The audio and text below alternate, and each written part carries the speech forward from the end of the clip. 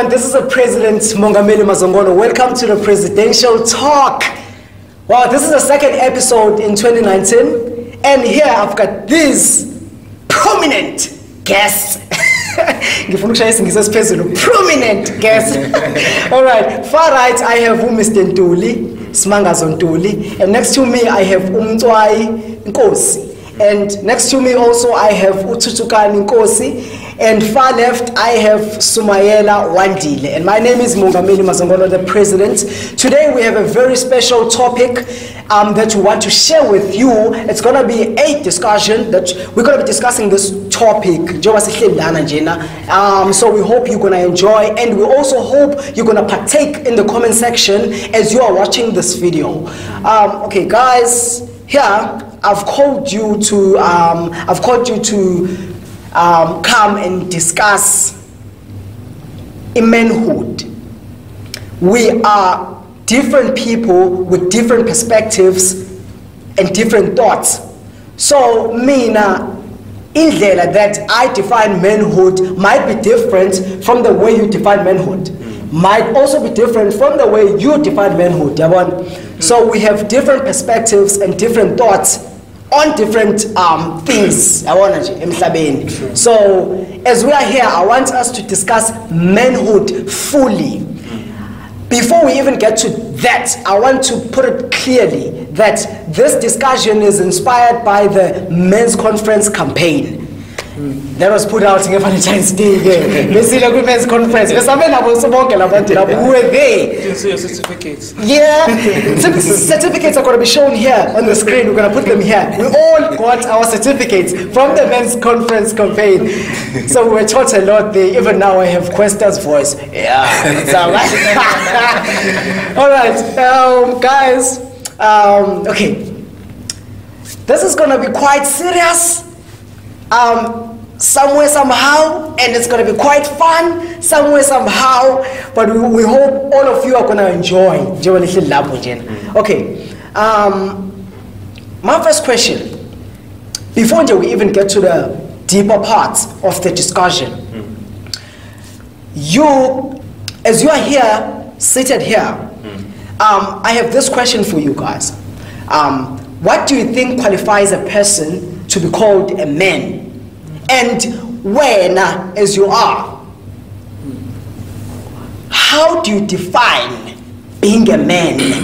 What is manhood to you? What is a man to you? If you regard yourself as a man, why do you think you're a man? How do you define yourself as that man? I'm going to start from this side. Well, I'm going to give two perspectives towards it.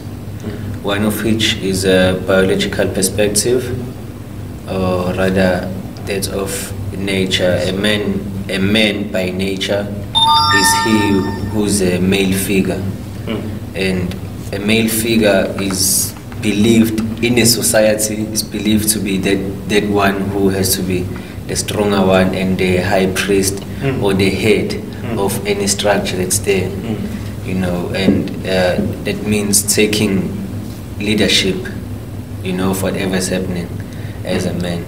And a man is also determined through behavior. You're not just a man because you're a male figure, but it is determined through your behavior. What are you growing up into? What are you engaging yourself into that proves, that avails the set of skills of being a man per se. All right. Thank you very much, Mr. Boss. Yes, as my brother is saying, one's perspective of what a man is would depend on how we were socialized. For instance, I was born in Tulundi, so my father is Zulu. But then I grew up in Mpumalanga and I'm born again. So now I was socialized as a Zulu man or a Zulu person, but then I also got introduced to the gospel. So now I also then, well, now I'm here, we're now told about tolerance. You have to learn and accept other people as as they are. So for me to be a man, you must have principle. You mustn't sway with wind. Your views about something must not change depending on who you're discussing them with. If I have a certain view with you, it shouldn't change. It shouldn't change because I'm now having a same discussion with another person, unless that person convinces me otherwise. Not because I now have to sway with wind because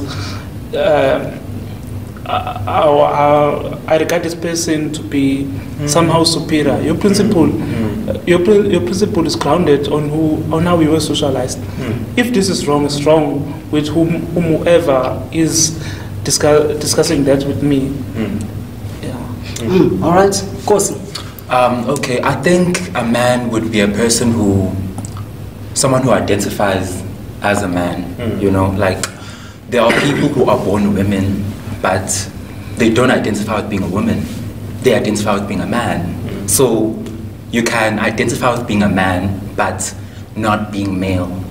You know, expecting to undergo gender reassignment surgery, which is normally called sex change. But that's just my perspective. I think another societal expectation that I agree with towards men is that it has to be someone who has integrity, you know, like as he has said, that if you have certain principles, you need to stick by them. That's what's going to determine your manhood. So, yeah. Listen to Well, I'll answer you based on Christian principles. That's fine. That's what fine. Constitute a real man? Yeah. Well, I think a real man must be a man that fears God. I mean, we are told in the book of Proverbs, chapter 1, verse 7, 9 verses 10. The fear of God is the beginning of wisdom. The knowledge of holy is their understanding. So I'm speaking about fear of God in the context of obeying God. So if I am able to obey God, that means I'm able also to obey others, or maybe listen to them and respect them. And also a man should not be a hypocrite, as my brother had mentioned. I mean, if I have this principle, I must be consistent with this principle. If I don't agree with you, I mean, I must stand firm on my rules and my principles or my dogmas on why I'm not agreeing with you. I mean, I should not just because you hold a certain position, then now I have to neglect my principles. I must stand firm with my principles. I mean, and also a man must be able to stand against the wrong, even though everyone is against him. Just because this is a principle, then neither neglect your principle just because everyone is now against you. Yes, I think that. Wow, that was so mouthful. That was so mouthful. I learned a lot from the. Can you imagine? These are the first points of the discussion. We haven't even we're not even that near to the end of the discussion. We're so damn far. But so far I've learned like a lot. Okay, before we even go further, before we even get to another question, I have this question that is kinda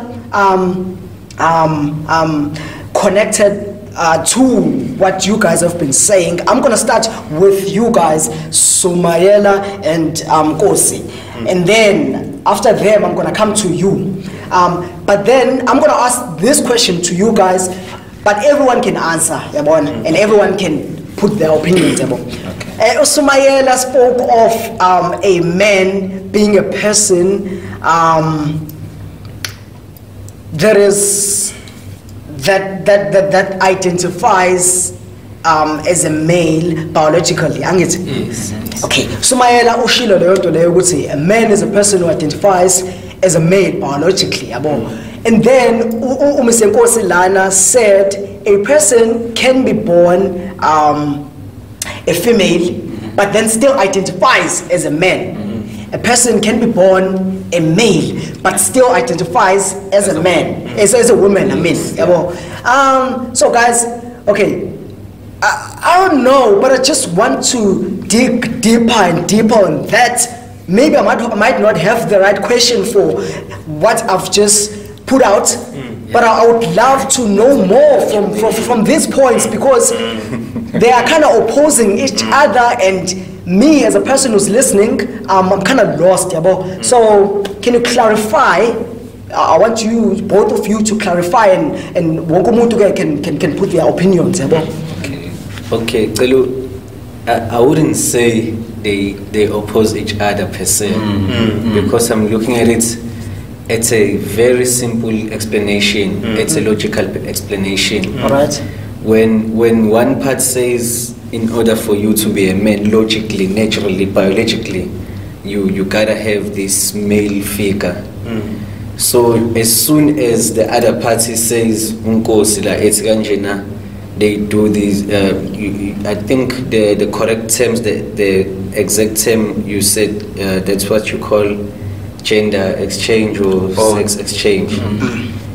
And then that's when they can, there's that twist that they have to do for them biologically, because there's that, they know automatically at the back of their mind that I would, in as much as I'd like to be in that type of gender, but I wouldn't be complete until I change this biological feature so that I could become a full man. So it still goes back to the biological explanation that you logically, biologically, you gotta have the male figure in order for you to be a man first. So you personally, you regard a person who changed their sexuality or gender to maybe to be a man, you regard them as a man fully? No, I wouldn't say. I was using the term fully, to be a man fully, because that's what that person wants. But I wouldn't say now, even myself, I was born, I never changed anything. I was born a male figure. But I wouldn't say I'm a man fully, because there are things that I haven't established that put me there as a man. But I was talking in a sense that this person knows and understands that if I want to take the journey of being a man, I first gotta have that male figure in me. That's why there's that change needed. I get you, man. I get you. Yes. I would also love to hear your view, and after him, if there's someone who wants to also partake, can partake. Okay, what was the question? The question was you said a person can be born a different gender, yes, or a different sex, okay, but still identify with the other. Yes, but still they can be men fully. That's what you said. Yeah, if they decide to change, or if they feel like this is not me, the way that if maybe they born female, or if they born woman, and then they want to, they feel like I'm actually a man, so they decide to do a sex change or maybe gender change. Then when you are saying after that change they are men fully, that's what you believe. So can you clarify on that? Can I just clarify first that when you undergo gender reassignment surgery, first of all, it's not compulsory. Yeah, but for people, for someone who was assigned a certain gender at birth, but they don't feel that they are that gender. Let's say, let's talk about someone who was assigned the gender of being a woman, but they're a man. Yeah, but they identify with being a man. Yeah, but they were born a woman. All that the gender reassignment surgery changes is the physical. The physical characteristic of that person, fine, but that is something that is subjective to the person. Omunye muntu could identify with being a man, born a woman, but angafuni ukushintsha. Okay. Okay. Yeah, that's so it's very, that's deep. It's very complex. Because they could say that, well, I'm a woman, I'm a man. They were a woman, but they were born a woman. But Betsy, no, I'm a man, but I don't want to have a penis. Yes. But I still identify with being a man. So you regard that person as a man fully? I don't think there's any fullness of anything. I don't think we should be talking about any fullness of anything. But you regard them as men? If the important thing is if they regard themselves as a man, then I should respect them. I take and that. regard them as a man. Okay, I'll take that. Yeah. You wanted to say something? Yes, I want to weigh in to this. For me, whatever that you choose to be, it's fine. I shouldn't impose my beliefs on you. But if you were to come to church, where we supposed to be believing on the same things, Yes. then I'll preach what the word is saying. But now, because we're in a society where we have to coexist, and there's a Muslim, there's a Hindu, there's this other person, and we all live here, and we are blessed in South Africa that we all live in peace, regardless of what we identify, the religion or sex we identify with. For me, that is very much important, that we do not impose our beliefs on other people. I'm a male, I choose to date females, that's my choice. And in the church where I go to, that's what the gospel that we all believe in is saying. But if there is another person who is not believing on the same things, and I meet this person here on campus or outside on the streets or at workplace, it's none of my business of how that person engaged in sex. It's none of my business. But I have a little bit of difficulty in this regard. Okay. You talked about doing surgery, becoming another sex that you are not born with. Well, I'm not having a problem, a person doing that, but I have a problem with a person who is perhaps lesbian, gay, or whatever. Not because I have a problem with them being this. I have a problem of how to identify with them. Okay. That person feels, let's say, I don't want to assume you're gay. Okay. I'm gay. Yes. So you are gay. A gay man. Yes. I'm a gay man. Yes.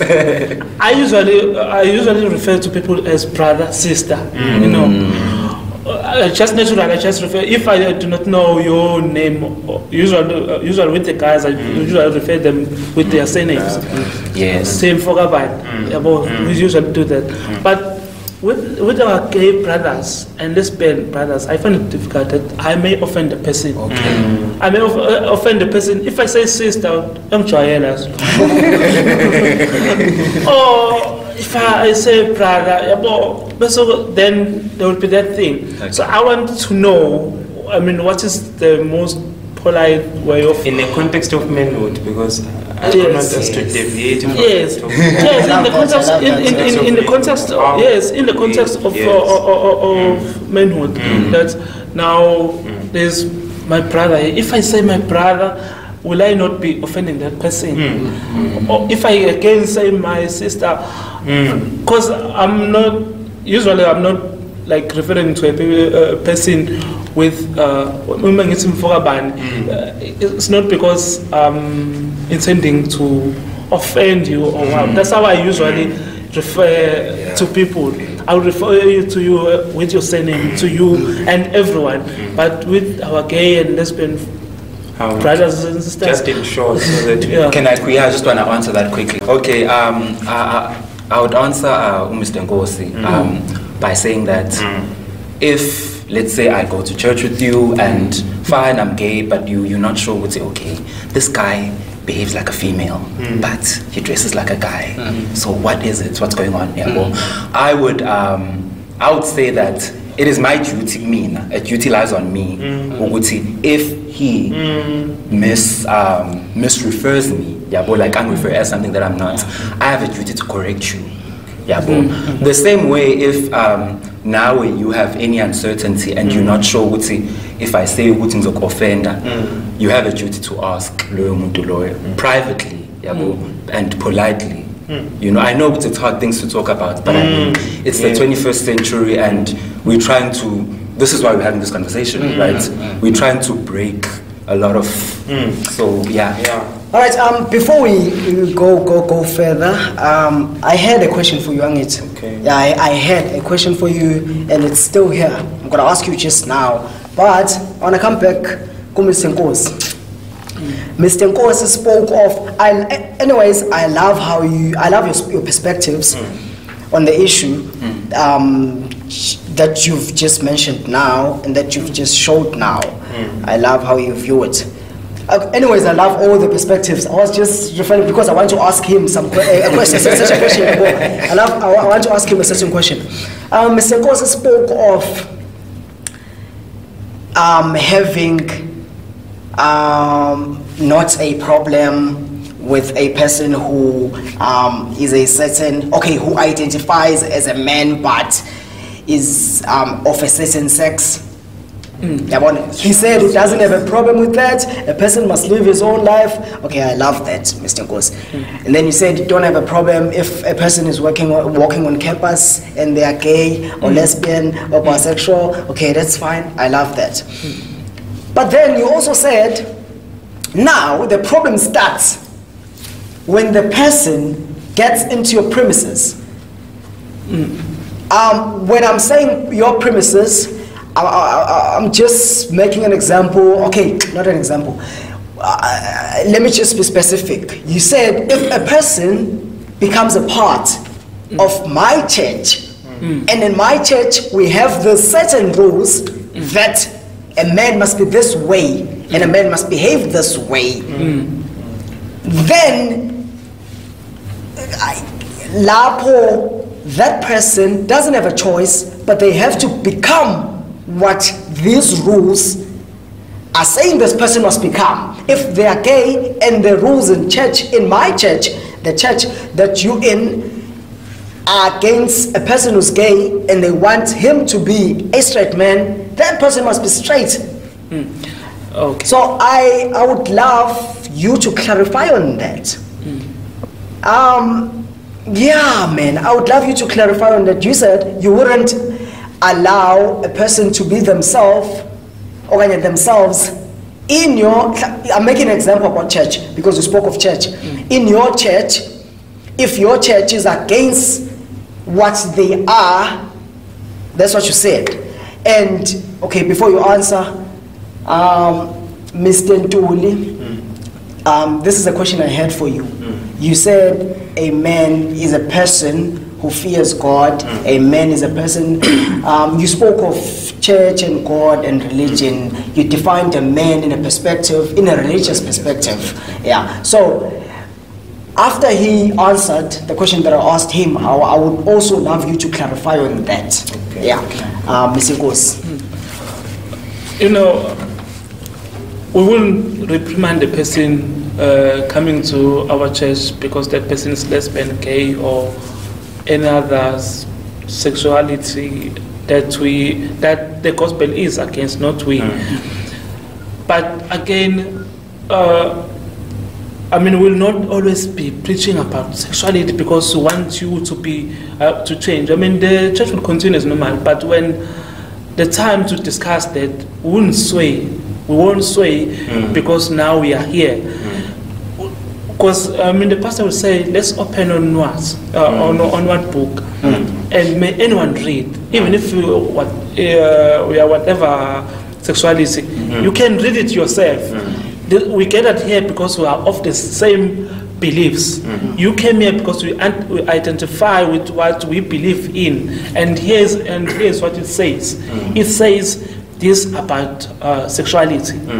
It is then upon you to do what you feel is right. If the gospel says this, I mean, we ourselves are not perfect. There are lots of other things where we not.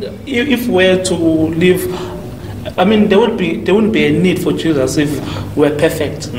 So we all are sinners, but we all must be striving to perfection. I sound like a pastor now. No. But we must, you're on the right path. Yeah, we must all be striving towards what the gospel is saying. So even as I was saying, if a brother or a sister comes with a certain sexuality that the gospel is against, yes, will not be preaching about you every day, making you uncomfortable. I mean, the best way to change a person is love. But they are fine. They are fine in the church premises. yes, they do come, no one will chase you and will not be preaching about sexuality every day. But you know the scripture, because there will be a time where that scripture would be read in the church and the pastor would preach about that certain behavior. Yes. Then it is then upon you, just like he preaches about sexual immorality, that we sleep with many people before we get married. Like, we'll preach about many things. But it is then upon us who are listening to go and correct our behavior. And sometimes we fail, and that's why Jesus is there, because we are failures. Right, yes, Mr. Sumayela. There's another perspective that I'm actually standing on right now, that comes from the Christianity side, right? That in most cases, if not all, when you start speaking about Christianity and the involvement of Christianity, everything that's there is looked upon. I want us to shift from, excuse me, from a natural perspective. It is done or dealt with in the realm of the spirit. It's a supernatural thing. There and there, we are not looking at Mongameli as this Mongameli or who does Mongameli TV. We are looking as Mongameli, the inner side of Mongameli, the person who's living in the inside of Mongameli, in the realm of the spirit. Hence, they always say, step in the spirit in order for you to understand the things of the spirit. So it's not necessarily my biological part, because this is the flesh, by the way, according to the spirit. This is the flesh. I got it here, I'm going to leave it here. But the inner me will have to go somewhere.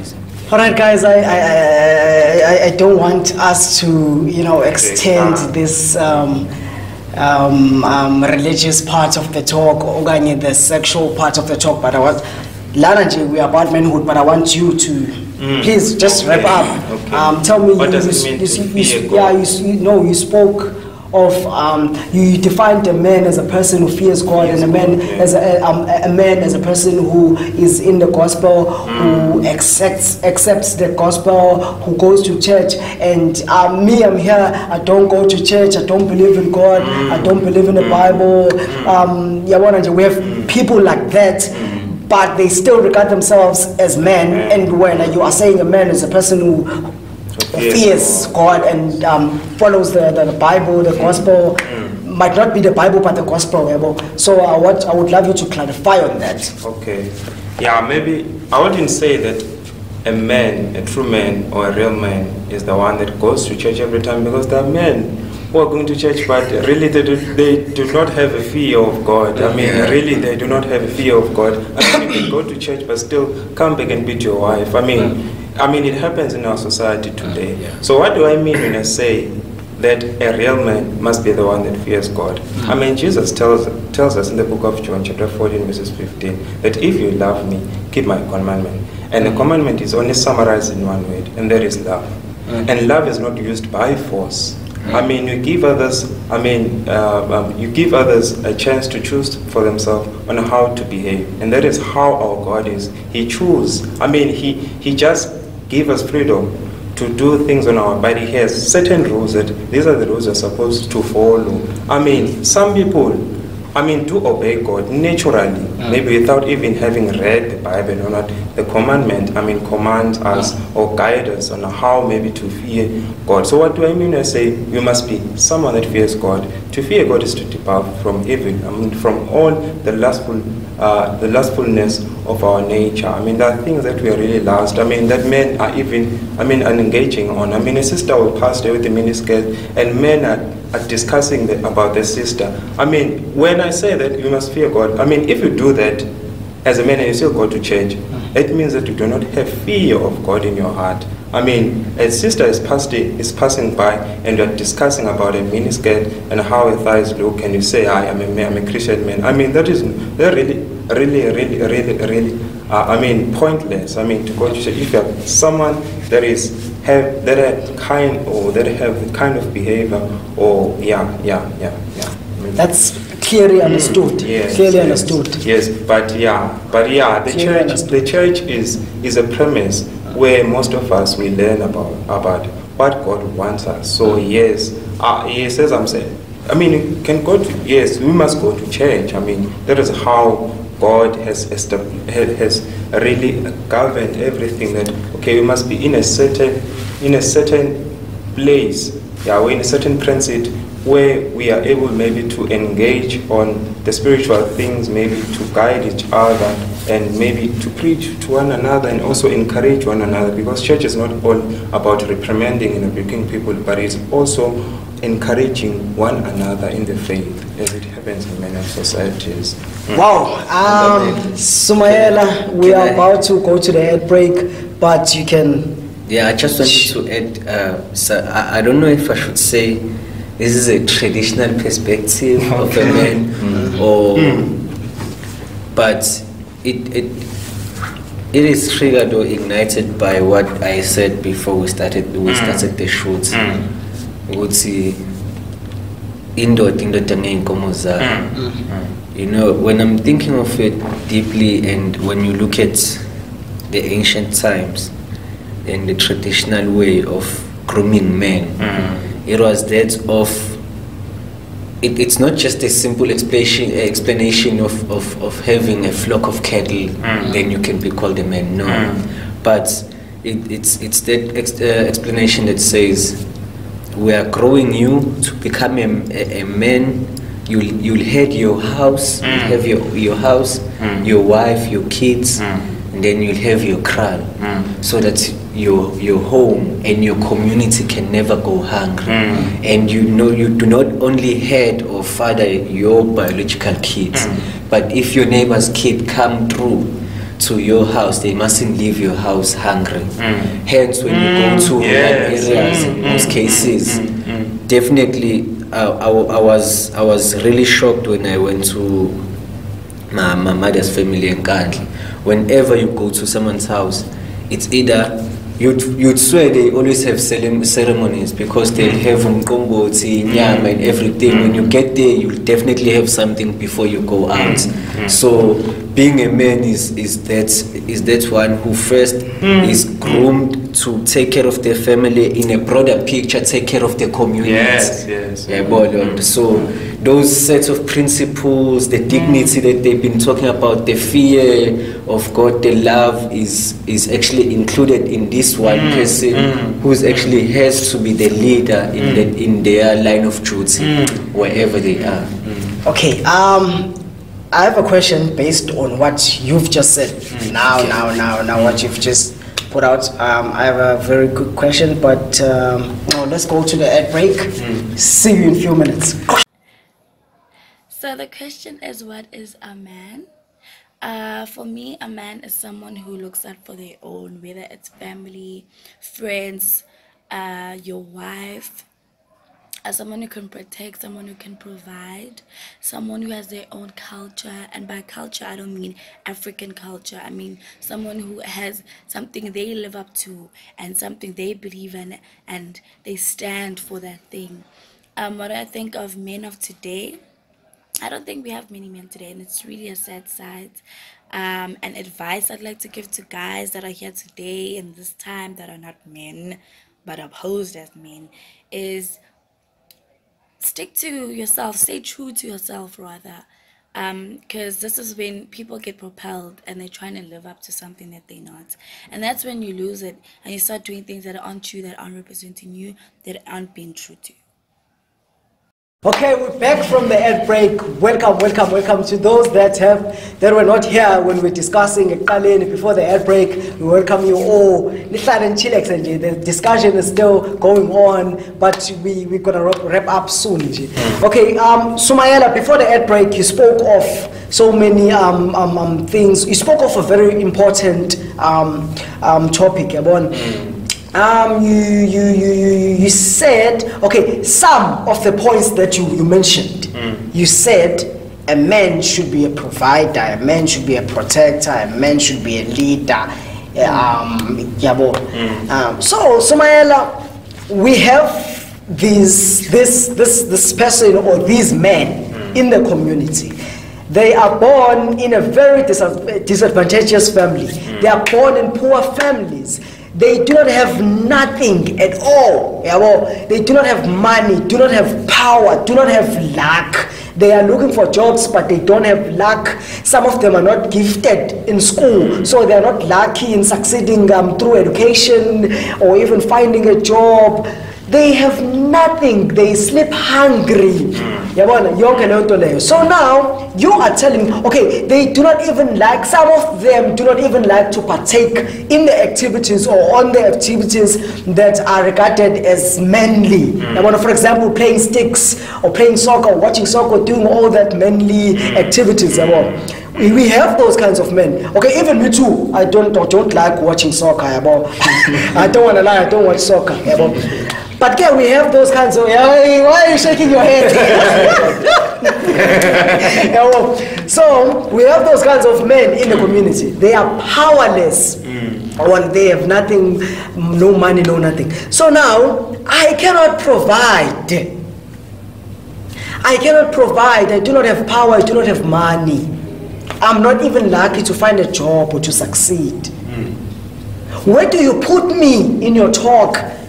Where do you put me in those points that you've mentioned, that you've mentioned to which a man should be a leader? I cannot even lead because I don't have a power in the community. I cannot provide. I do not have nothing to provide with. So where do you put me? I'm not man enough. I'm gonna answer this in two ways. I'm gonna answer it in a sense of being, in a sense of power, as you have put it. This person is powerless, and in a sense of being a leader as well. So, number one, it's not a one-day job. You don't just wake up and being a man. It's never, not even in 20 years, it's never a complete process. You work towards it as long as you live. It's more of a lifestyle. That's number one. Number two, go do your research. A lot of successful men, they grow up having nothing. But it does not mean you don't have passion and vision. As long as you still wake up, you still have that at least 1% chance of you have your brains, you have the society that you live in, that by the way influences you. Alright, that's number one. And again, when it comes to power doesn't define a man. You still get powerful men. They are just men because of their gender. But when you come to the real sensitive word, men, they're not even close. Because they still don't have the skill sets, the principles, the dignity, the love, like the things we were talking about, you know. And you'll get a person who's powerless and they'll do far better than those people who are powerful. So that's why I'm saying I'd like to put that one out of the picture. When you think of a man, put the power aside. And being a leader, when you're a leader, you are not a powerful person, or you are not always on top when you're a leader. When you're a leader, you're an influencer, you're a changer, you're an innovator. You can lead in any perspective that you add. It does not necessarily mean when you're a leader you must always have a top position. Did you know that a lot of people in their speeches, this is what I've discovered, and hence I've changed my way of greeting and introducing myself when I do speeches in an audience. I start from the bottom, from those people who seem to be messes, ground forces, because those are the true leaders who are actually on the ground doing what there has to be done. Then having someone having to point finger. Those are not those are just facilitators. They are not leaders at all. So a leader is one who takes action. They put a plan of action and then they implement. When we were talking about the setting up here, you were trying to sort out where we're gonna sit, and mine was, I don't care, we can change, but I'm just one who likes to implement. Yes, we might be preparing for the talk and whatever, but in the process, let us implement something.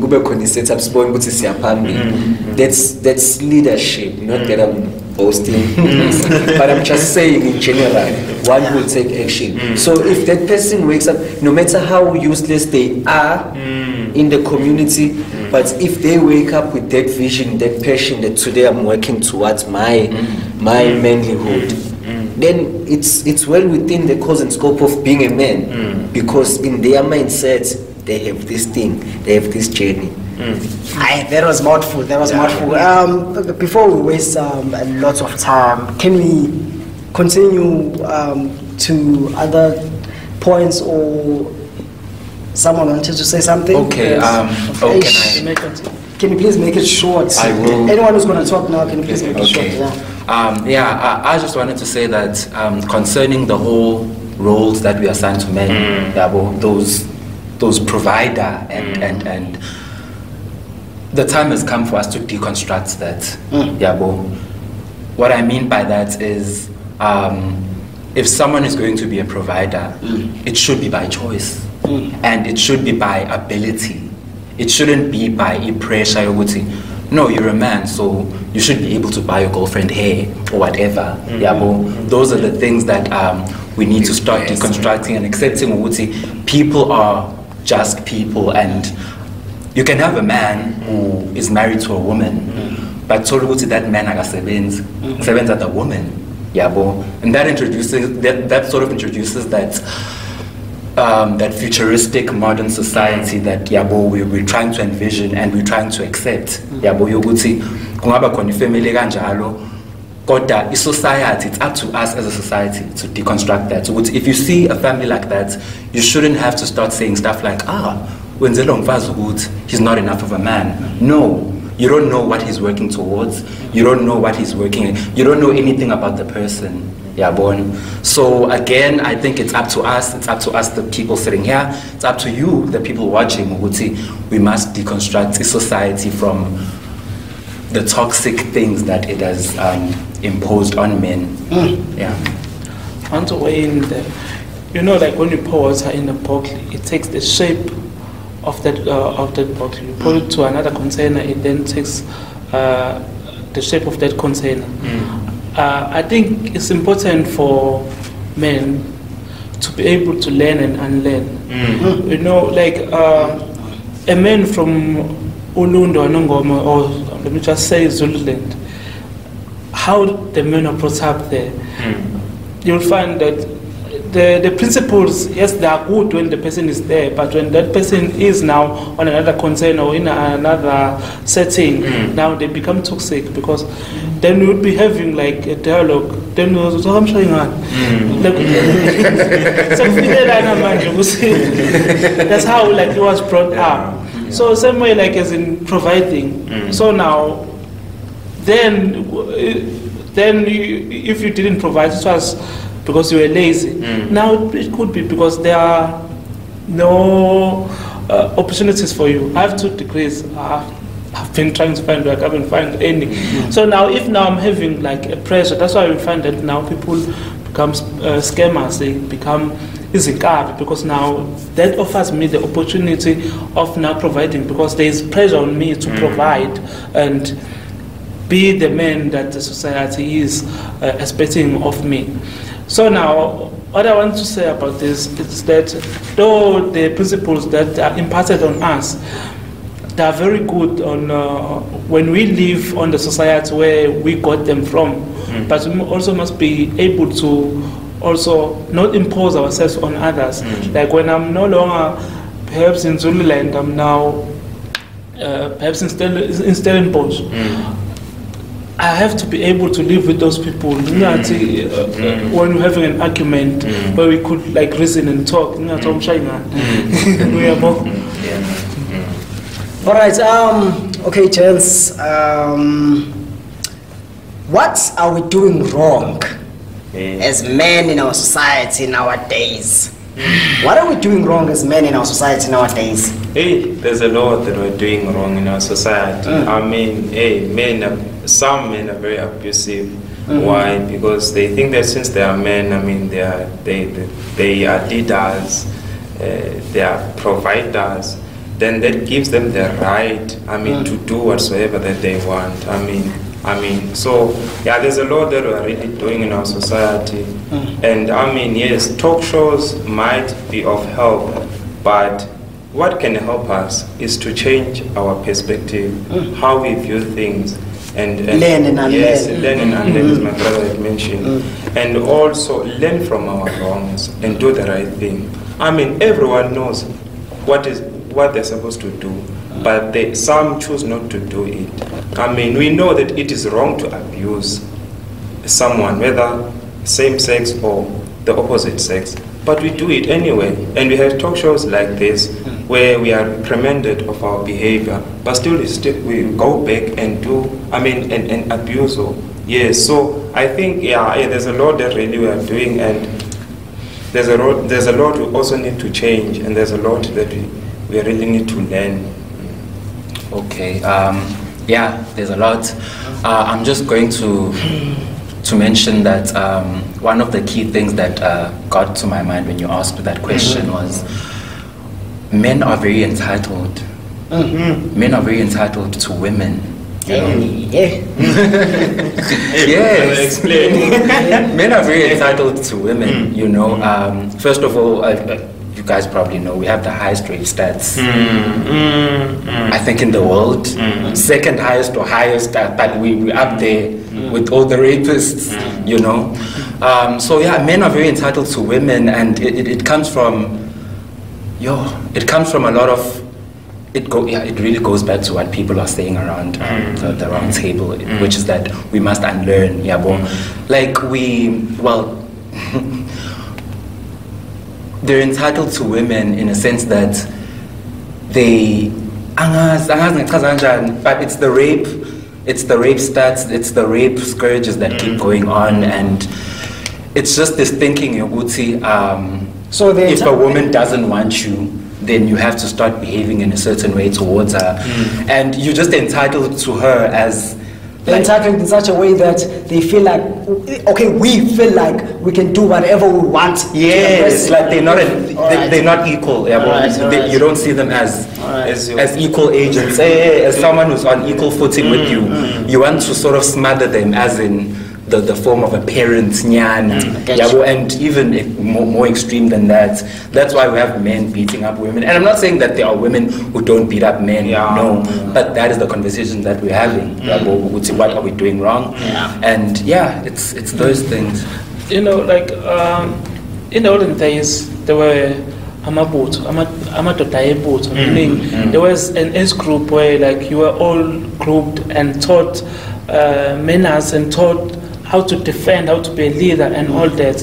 Then when you are ready to be a man, then you're going to be sent out to the world. So now we can go to Johannesburg and go and work and be a principled man there because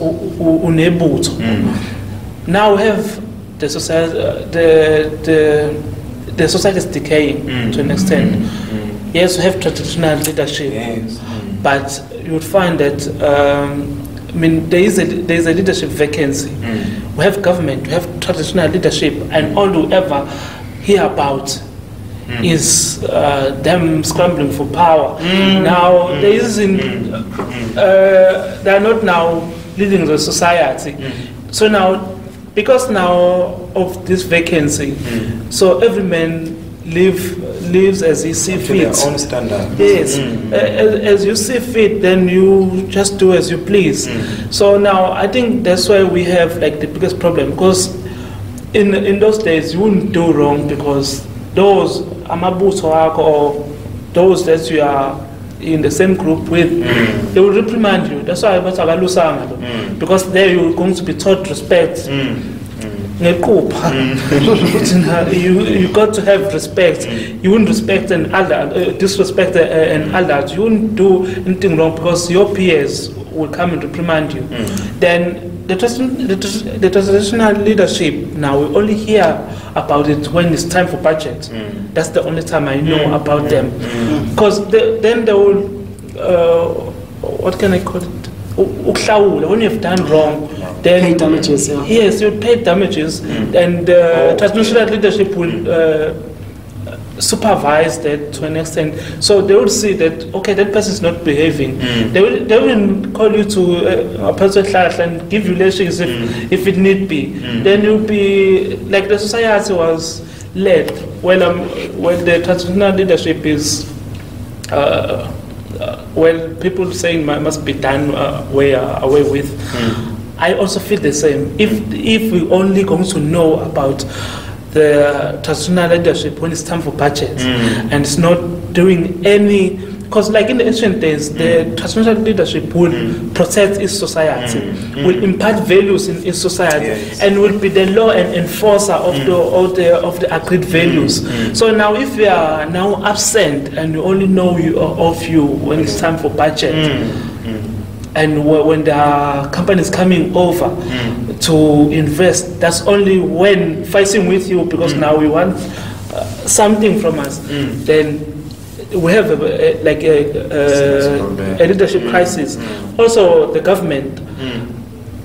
The government also will only see it also scrambling for power, not leading the society, not imparting the necessary values to its society. So now, being a rainbow nation, it comes with being a rainbow nation. And if we are really going to strive to be one, we must find, like, Nelson Mandela was a blessing in society in that all races and all tribes respected him. So we were kind of building towards a certain ideal. Now so, this leadership crisis. So all in all, Mr. Nkosi, you are saying, as men, we are doing wrongs in the community or in the society because we lack what was there when the state was still monarchy, like the monarchy state, kingdom, leadership, traditional leadership, traditional. Yes. All right. Yes. Okay. Perhaps just in passing, in ancient days we know that a Basotho man behaves like this. A Zulu man, and if he does wrong, I know where to go to, and that will be dealt with. A Zulu person, a Venda person. Now we have a leadership crisis. We all do as we please. Okay. Sumael. What are we doing wrong? I see no problems in what we are doing. So, in essence, what am I saying? I'm saying I'd like to bring another perspective. I'm not necessarily opposing the question per se, what are we doing wrong, but I'm bringing another perspective of the question. I would say in other times, guys, these things happen psychologically. Okay. They don't happen as we view them in the naked eye. Firstly, I've mentioned before that we are firstly influenced by our environment. By nature, your environment will influence you. That's number one. Number two, we lack, right now, at this present moment, we lack things that will define values and ethics. Instead, we have things that will praise power and wealth. So we are influenced by all of those things. We are influenced by media as well, of which is those are the platforms that should be used more to build than to break. But at this present moment, in our current stage, there's a lot of breaking in the media than the building. If that was not the case, even our powerful leaders today, they wouldn't use media for their personal vendettas, if that wasn't the case. So that's why I'm saying I'm trying to bring another perspective. This is psychological. What I see will definitely influence me. Anyway, umuntu mawumbona enzinto around wena elokishini la uqhamuka khona, emakhaya la uqhamuka khona, you'll have that eager and willingness to become something of that sort. they'll some sort of way become your idol. Mawusemakhaya ubona umuntu eyinkabi esatshwa kwaziwa ukuthi akangenwa lo. Now you'll have that eagerness ukuthi one day ufuna ukuba inkabi ngqoka ama-chain awu-10 now uyabona onto leyo. So it's psychological at points. It's not necessarily ukuthi no amadoda they just trash as they call us. Anyway, that's what I wanted us to get in. Do you think as men we are trash? Let me start here. Yes. Okay, so we've just spoken. Let me start here. Okay. At first, I'd like us to understand what men are trash is. Okay. Men are trash is not saying that every man is trash. Yeah, bo. What men are trash is saying. I'm looking at your face. Okay, anyway, what men are trash is saying. What men are trash hashtag men are trash is saying is that they are criticizing the system, yeah, bo, the system that men are born into, the advantage, what we're talking about, yeah, bo, the fact that they are able to do these wrongs and get away with all of this at the expense of women, children, people of same sexual orientations, yeah, bo, like they are. It's not a critique on that to go to, well, okay, should see your dad and your uncle and your brother is trash. No, I believe that we have really good men out there. I mean, I can say that my father is a really good man. Yeah, but he raised me really, really well. Yeah, but and me being gay is not a bad reflection on him. It's not a bad reflection on anything. Yeah, but because aside from me being a gay man, I'm a valued person. I have principles which I believe or I'd like to go forth and uphold, or grow to uphold. So yeah, going back to men are trash. Men are trash is not saying that each and every man is trash. No, it introduces the topic and it introduces the deconstruction of the system in which we live, which favors men. Yeah. So by that, I'm trying to say we are not able to answer the question. Are men trash?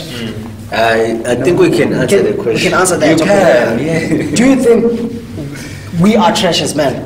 Yes. Yes. You know why?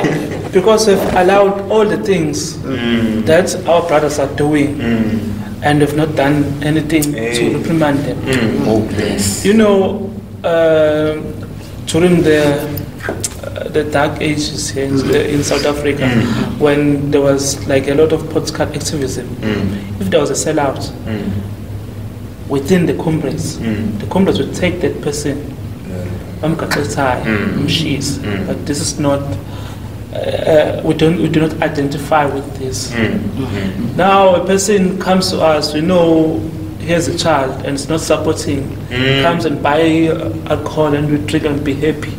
So for that, for his crime, we are also, we're also equally guilty. Perhaps we are not the number one accused, but we're also equally guilty. You know, when we are together and you kill a person and I choose to not to report you, I'm also accomplice to your crime. So for that, we are all trash, because if a person raped a child and we know that person stays there, forget the law. I mean, a person should fear to do that in any community where there are men.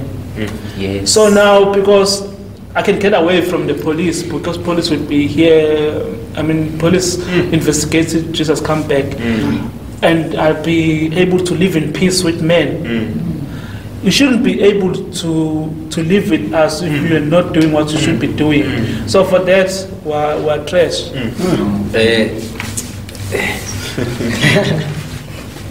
Can I again do what I do best, complicate things even further? I mean, I strongly believe we're not trash. Because I don't know if I should say an inquisitive person, or I should say me right now being inquisitive, I would raise a question as to we are trash as compared to what, really? As to what we're supposed to be. Okay. and I'm looking at where this term generally came from. It came from the female perspective. It says men are trash. And yet, the very same person who's casting the stone towards men are not clean themselves. You see, so it then I cannot allow myself to believe that we are trash because of just words thrown at each other, because we also have things that we say towards them. This is just, to me, this is just a battle of genders, casting stones to each other. We are trash because they count blah blah blah blah blah. But when we have to go back to the typical example, using to narrow the scope, using the points that you've just used now. Same with the ladies. If back in the day, if we knew there's a lady who sleeps with someone else's husband, so uthinta abafazi uthinta imbokodo qhamuka khona lapho omama bazohamba bemqondisi komama bendawo yabo or ikomiti whatever yabo. So now this term of men are trash have expanded because of this huge exaggeration of men being the bad people. By the way, they also get raped. By the way, they also get abused. And by the way, the system doesn't do a lot of campaigns helping men. They do a lot of campaigns helping women and children. I love that, Jans. Right. I love it. So how can you now blame me if you're not doing anything towards helping me? Like Imbizo, there's only maybe one Imbizo a year or one Imbizo in 2 years. When we have women who care, you yes, see, that's why I'm saying. But I'm not taking any sides, but I get you. That's why I'm saying men are trash compared to what, really? Perhaps the men's conference should be reality. Yes. Exactly. This is it. But you need more men. So I'm not here to oppose anything, but I'm here to actually broaden the scope of thinking towards these terms that we use, towards these things that we do. That at the end of the day, whoever is casting a stone, they also have something at their back. So it ends up being just a battle of genders. So that's why I'm saying men are not trash. I can never make myself to believe in a battle of genders. We're about to go to the ad break. Do you want to say something shortly? Or? No. All right. You do. Okay, before you have a few seconds. We're going to the ad break now. I'm saying we first have to say we've got a problem, not looking at the other person. Do I have a problem? The answer, I mean, before we try to solve the whole situation, we first must admit that we've got a problem. If we start comparing, then we say, I mean, we're better off. Look at them. So we first have to say we've got a problem. That's okay, we're going to an ad break. We're going to come back in few seconds. Hi, my name is Penis Milane. I would like to share with you that what it takes to be a real man, or what is the true definition of a real man. According to my own perception, a man is someone who can provide. A man is someone who does not abuse women. A man is someone who can fight for his family at any given time, no matter how hard it is. A man is someone who understands himself before everything, who understands what he wants. Yo, we are back from the ad break. This is the President Mongameli.mazongolo, and I still have my guests here. We're about to wrap up. Okay, the show is about to end. We've been discussing manhood and men in general. We hope you've learned something, and we hope you're still going to learn something from what you've discussed and what we're going to discuss as we wrap up.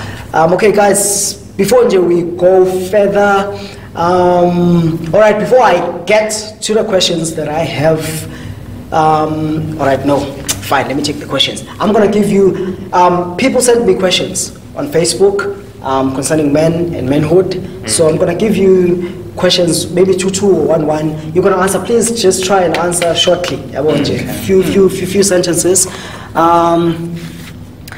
The first question is why why y'all cheating when you have a girl who give you everything? Okay, why does a man cheat when they have a girl or woman that gives them everything? Why do they still cheat even if that's the case? Okay, who's gonna take it? Stereotype. Don't answer. Who's gonna take it? Just gonna take it. You. Okay. Why do men cheat when their woman is giving them everything? Why do they still cheat in that case? When that is the case? Okay. Any question, Ep3? Why do men like to date older women? Who's gonna take that? Okay, Sumayela, you're gonna take that. If your girl, no, okay, we're not gonna take this one. Okay, any question, Ep3? Why do women? Okay, okay, these questions are written in Zulu and Xhosa, so I'm trying to translate them. Why am I thanda ukushiya amachere wawo xa emithi eqhiba? Okay, why do women love to leave men? Why do men love to leave their women after they've impregnated them? Who's gonna take that? You. Okay, you're gonna take that. Okay, the other question is, what do men expect when they lie?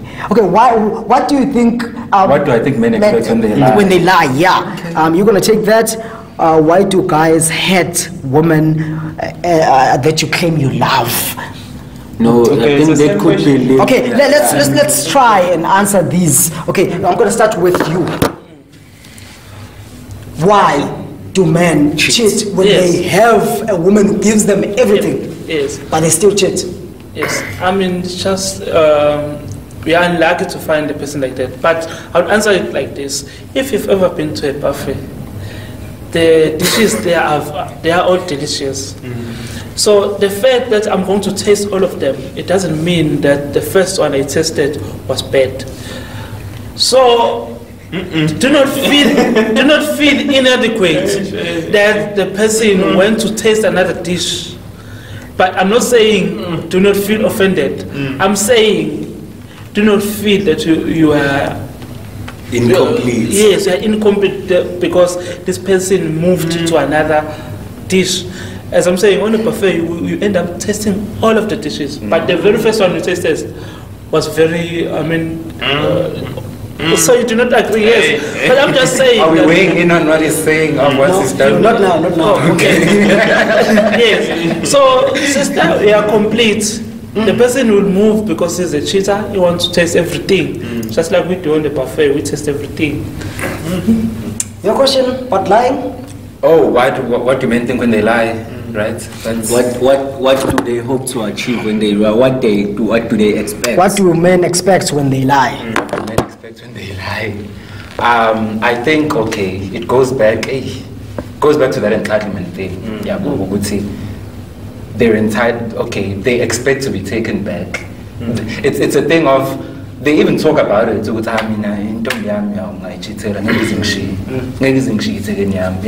They say stuff like that. So I think that people, like my one principle and a few other people that I know is that when someone cheats on you, no matter how emotionally invested you are in that person, leave. Because if they can cheat on you once, or if they can lie, whatever, if they can lie once, and you forgive them, they're going to lie to you again. Yabo, it's very cyclic. It's once a cheater, always a cheater. Once a liar, always a liar. But you won't have to be cheated on. You will not be cheated on or be lied to if you remove yourself from that situation altogether. So they expect, the men, to go back to answering the question, they expect to be taken back because they know, you guys are fools. I'm sorry. We're gonna get into Sumayela, your question. Why do men like older women?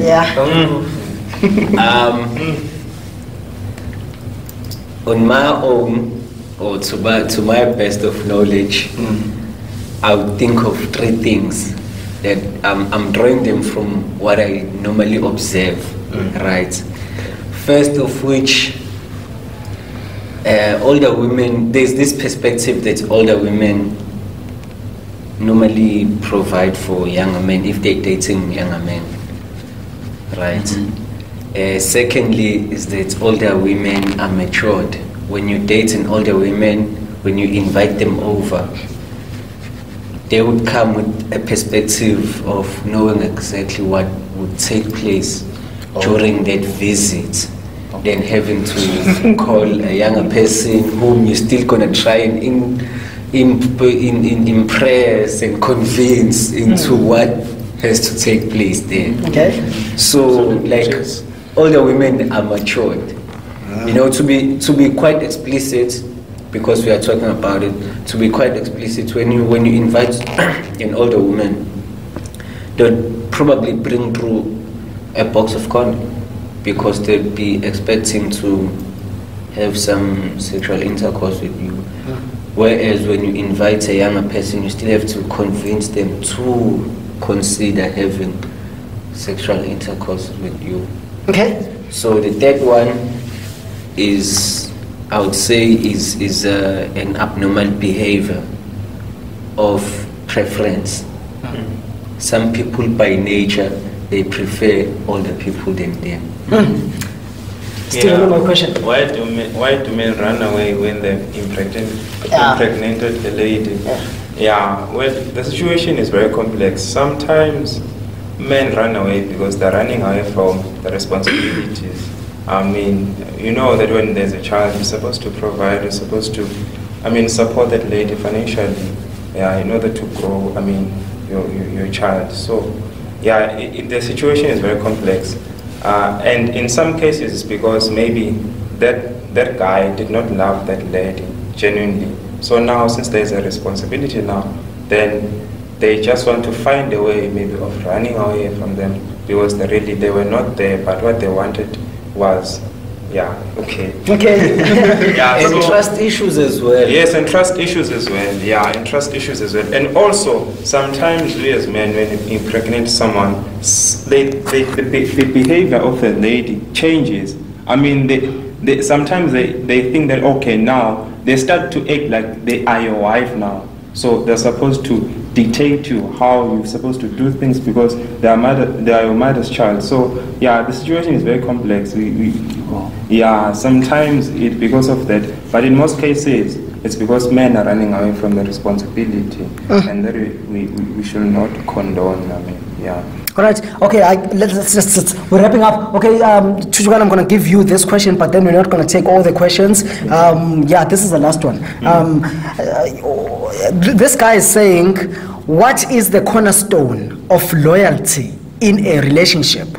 What causes men to abandon their biological children and claim to be not the father figure, but rather conform to other walks of life, particularly by being outsiders when it comes to the upbringing of children? I think after answering it, we can throw in, other opinions. But I think the second one, no, I'm not answering. The second part of the question is answered. Yes. Because it's that running away of responsibilities, and that's why they abandon. Yes, I was going to say that, and Olund, you wouldn't do that. When there is a man in that house, you wouldn't just run away and leave your responsibilities, because if they are, if there's someone who is standard to your sister and you are his brother, it is forever an insult on you that you're letting that person do that to your sister. So whenever we meet,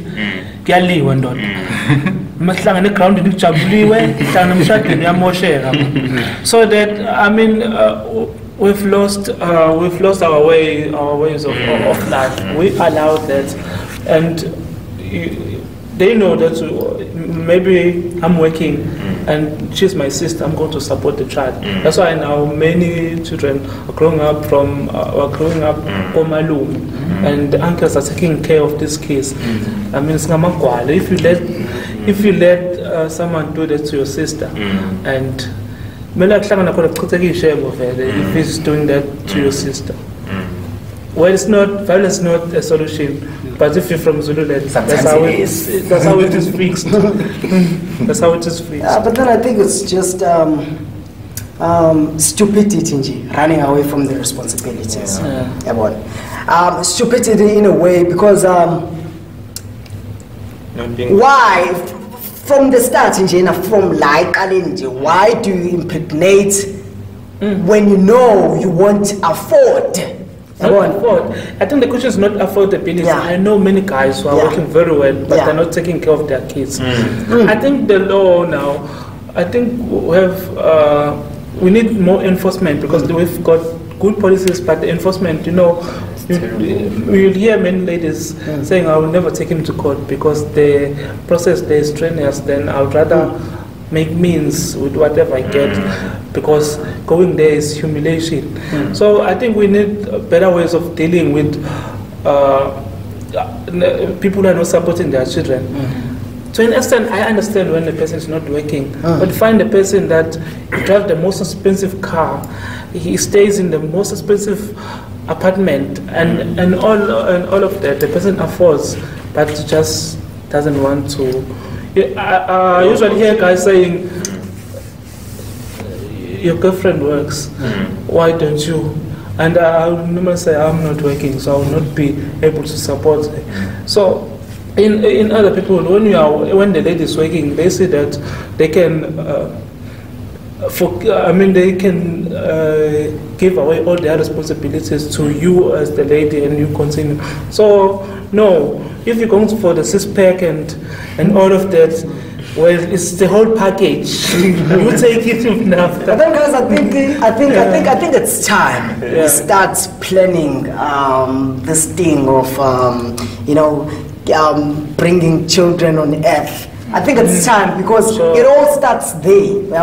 We don't plan, we just impregnate for the sake of impregnating. And by the way, in some communities, in some societies, if you have not impregnated, or if you don't have a baby or a child, you are not regarded as a man fully. So I think it's time we start teaching our own, or we start teaching ourselves, or we start teaching other men, to plan. Women out there, it's also time for you to take responsibility.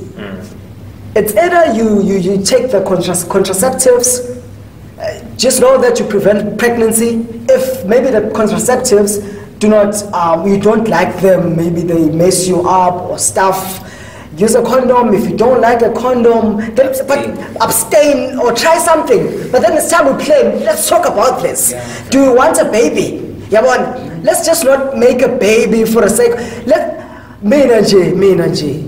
If my parents when you just came, you were unexpected. I don't want to lie, I can feel very bad.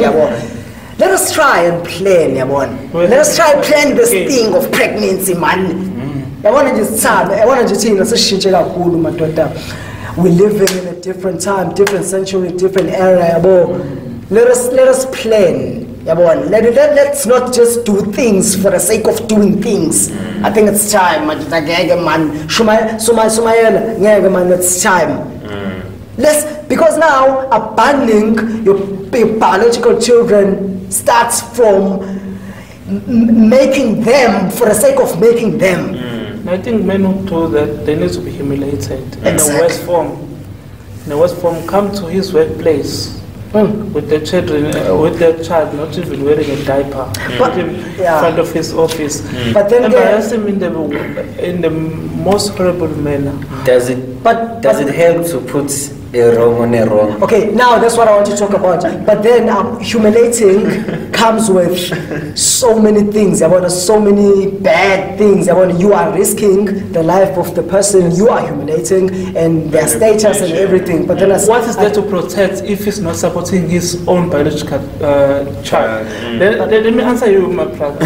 You know, like I grew up in Mpumalanga. Sometimes, when, as you know, in Mpumalanga, like so sometimes when you want to put out fire, you have to start another fire from that side and come and meet this one. Then it ends. So this person is very arrogant towards you. He's not supporting his child. You've tried all means. He's not doing what he should. Embarrass him. If you want to protect his identity, to lure other ladies to do them what he did to you. Embarrass that bastard. Because the law's not working. Yes. By the way, he's doing law. He's a lawyer. He's a lawyer. Yeah, and I can criticize it myself. It's not very... Yes. All right, guys, we are wrapping up. This is the last sections or segment of the discussion. I am worried though, we haven't answered the first part of the question, of which was what is the cornerstone? What's the cornerstone of a relationship? Oh, loyalty. Yeah, okay. You want to answer it? No, okay. I can run away from. I cannot run away from answering it. I can, but I was just bringing it on the table because it was a question that was posed to us. At the end of the day, we have to live here with we can't leave any stone unturned. Yeah. You know, especially on the things that were brought to us. So, okay, since I've been given the mandate, I would say a cornerstone of that loyalty where it lies in a relationship. The first point of a cornerstone is love. I'd like to think you'd be brought together by love. And when I say love, I'm not talking about something that's complete, but I'm talking about something that you guys are building from scratch together. Because I always believe if I come with my 100% love and I'm saying I have 100% love in a relationship, I'm closing up some percentage on your space to bring through in a relationship. But it should be something that we work both hand in hand, build up. Secondly, it is built up by trust. Yes. The way we trust each other, and trust is going to be determined by what we do in a relationship. And lastly, the commitment. I'm committing myself to you since I've chosen you. So if I commit myself to you, I will trust you, I will love you, and I'll give you my time, because commitment doesn't only go with speaking. I have to give you my time. You know. So that's the cornerstone. There are many things. I'm just labeling those three that I can. Right.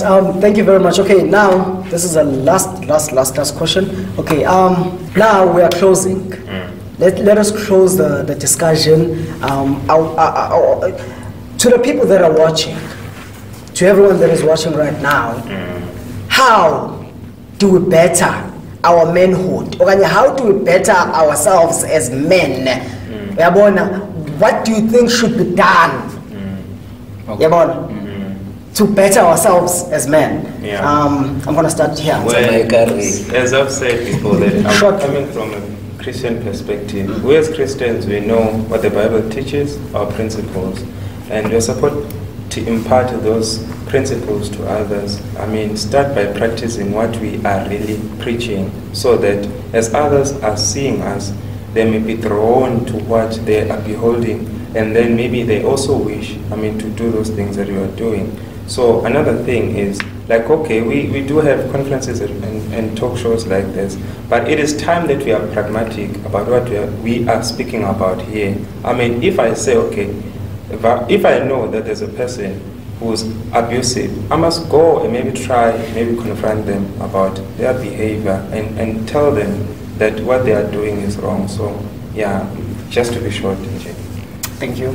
Okay, I think that it goes back to how we raise our children. It's very important that there was a scientist I saw on YouTube, and he was saying that a child's entire psyche is built in the first 7 years of their life. So I think we must, because you can say what you want the child to believe, but also it goes back to what you're saying, that live it. If you born now when you tell this and this is wrong, and now, if let's say at home there's a sister or there's a brother who's and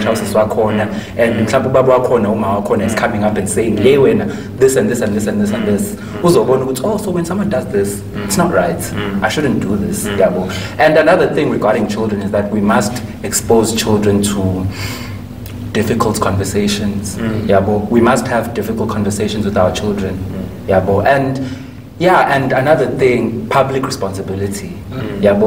We must be able to make men take responsibility for the things that they do. So it's just society cleanup that we must be active and practical in doing. Men are raping women, men are killing women, men are stealing in a society, men are robbing banks, men are doing wrong things in a society, and men are doing wrong things in a society in the name of being a man. How do we better that? I think we all have our rules in some beliefs. Maybe a Christian, we are ashamed to see when indoda nje ihlabela amadlozi nani uzo zonke izinto lezi where we have our foundations ayike vumela lokho. So go back to what makes you, and kuyasiza indoda kube khona la ikhothama khona, ube inkosi somewhere emzini wakho, kodwa ube khona la uthi khona inkosi kodwa kuJesu I submit. Noma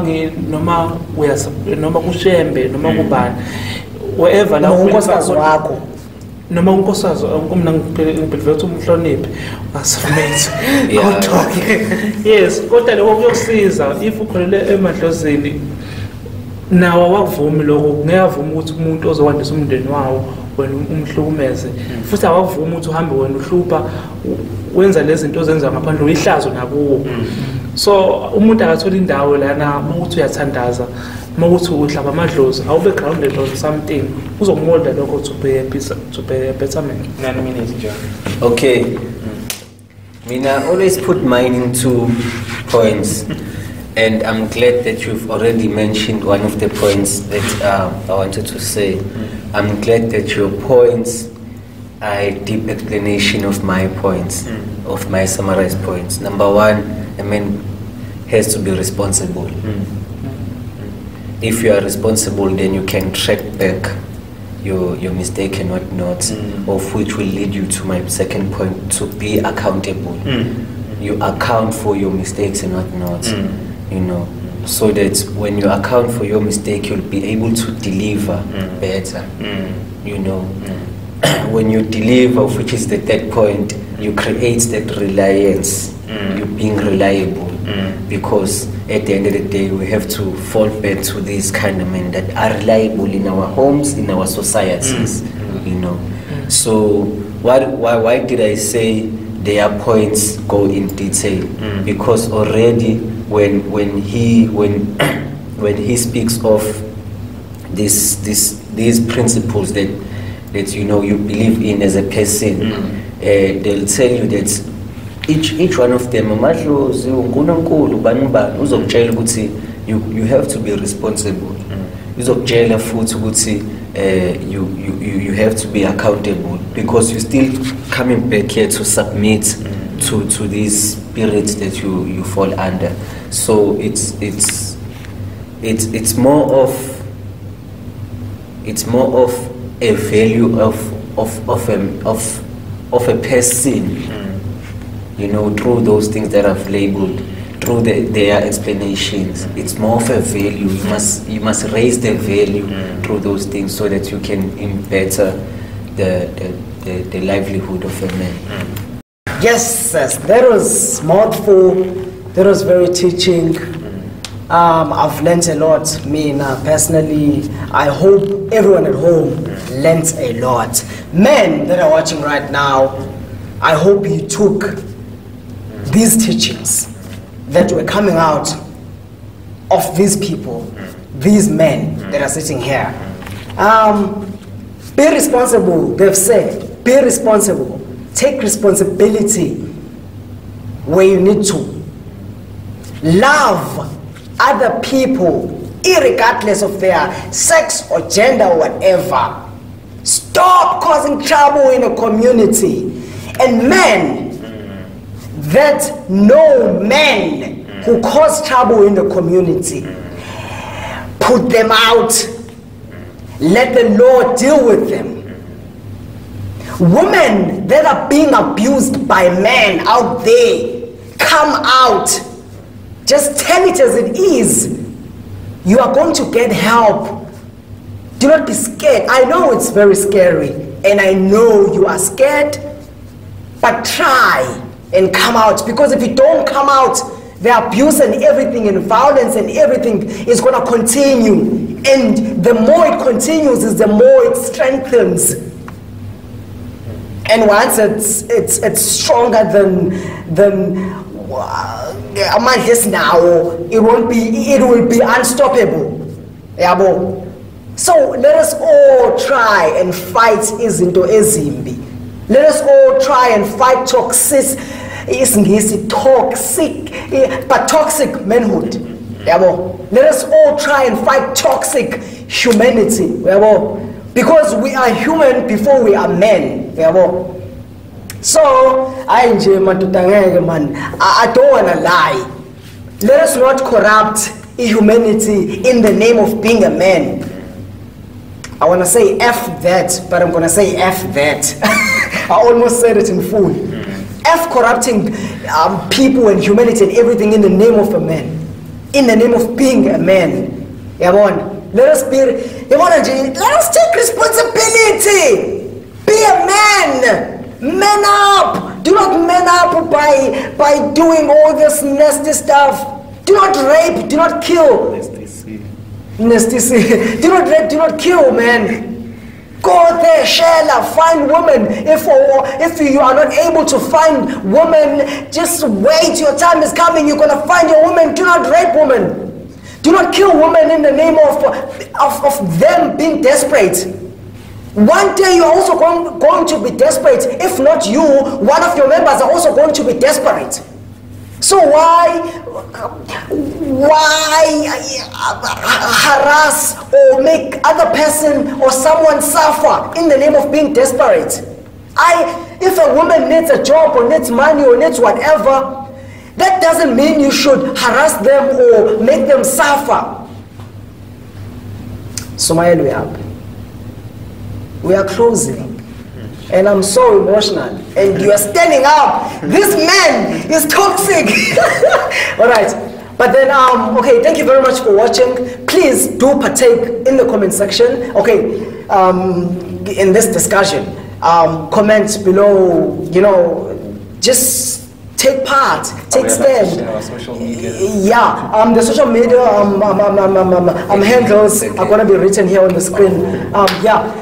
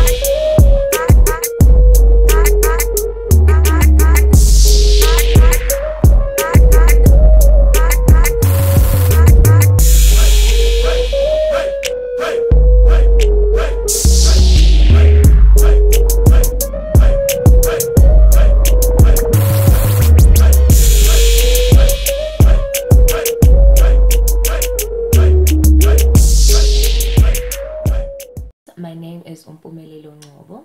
Today I'll be speaking about a controversial topic, what men are. So I feel like there's been a shift to what men are.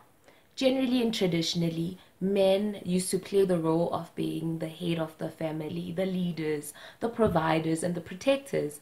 But when we shifted to equality between men and women, those roles changed a bit. So our modern man is the provider, but sometimes you can find the women being providers and men being the caregivers. And this, from a psychological perspective, it suppresses certain urges for a man to be a protector and a provider. And this could cause a lot of issue. I feel like the rise in domestic violent cases where men kill their spouses, kill their family, boyfriends killing their girlfriends could be the reason behind all of this, where a man has had to suppress his urge and his instinct to protect and provide for a woman, and then for him to play, I'm not saying it's a meek role to be a caregiver, but to play such a tender role, it just confuses men, and this confusion thus has caused this rise in domestic violence.